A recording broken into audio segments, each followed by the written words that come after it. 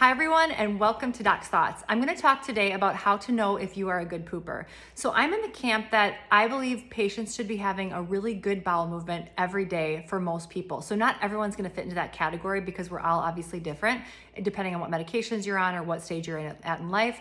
But for most of us, the majority of us, it's going to be good to have at least one good bowel movement a day. And what does it mean to have a good bowel movement? So the bowel movement should be not too loose, not too hard. It should come out easily. It shouldn't be super messy or stinky. Sorry for all the graphic details, kids. But it's really important stuff to talk about. So think about that. Is that happening for you? Why is it good to have a good healthy bowel movement every day? So there's a couple things, and there's way more things beyond this, but too much for this conversation.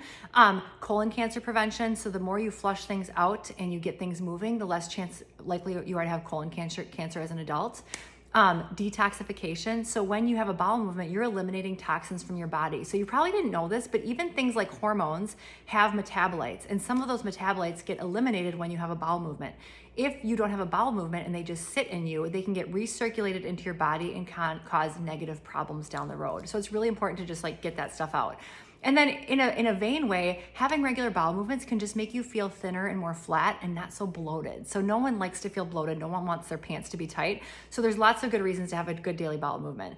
How do you know if you're having a good one? So it's super simple. I've talked about this in the past, but you just want to make sure it's not super runny and loose, and make sure it's not super hard like little rabbit turds. If it's just a good, healthy, big bowel movement, you're probably in good shape. You also don't want it to hurt, and you also don't want it to be super stinky. And I know that's also very graphic, but the more bowel movements smell, the more likely it is that you have some bacterial imbalance that might need to get worked on. And that's super easy to do, so just come see me for that. But then, what are some things you can do if you're not having those good bowel movements to get things moving? And this stuff is super simple. It works for so many of my patients, so just try it out. So first of all, make sure you're getting enough vegetables. So the more vegetables you get, the more likely you are to have healthy bowel movement. So I try to get patients getting at least 4 to 5 servings a day. More than that is obviously really good, but that can be really hard. So 4 to 5 servings a day would be great. Second thing I talk to people about is checking your fiber. So women need 25 grams of fiber a day and men need 35. Get the MyFitnessPal app. Enter everything you eat for 2 to 3 days, and it will tell you how much you're getting, and then you can make changes in your diet to increase your fiber. There's tons of high fiber foods out there, or you can take supplements. So that one's pretty easy as well. The third thing you can do, and just a caveat on that, is if you do a high fiber diet or you add lots of vegetables and you actually feel sick or get worse, that's when you would want to come see me and we would do some gut work on you. So it doesn't work for everyone. And then later on, you'll be able to do it. Third thing is consider taking some supplements to help ease things along. So don't jump right to the laxative or the stool softeners. That's not really fixing the problem. You want to try a probiotic, a good probiotic.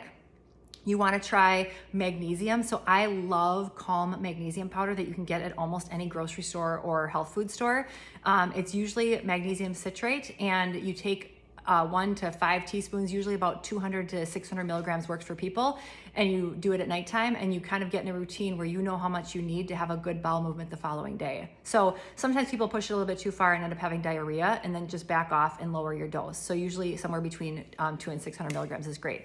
Obviously, when you start messing with vitamins and supplements and things like magnesium, you have to talk to your doctor before you add things into your routine, because I don't know what prescription drugs you're on.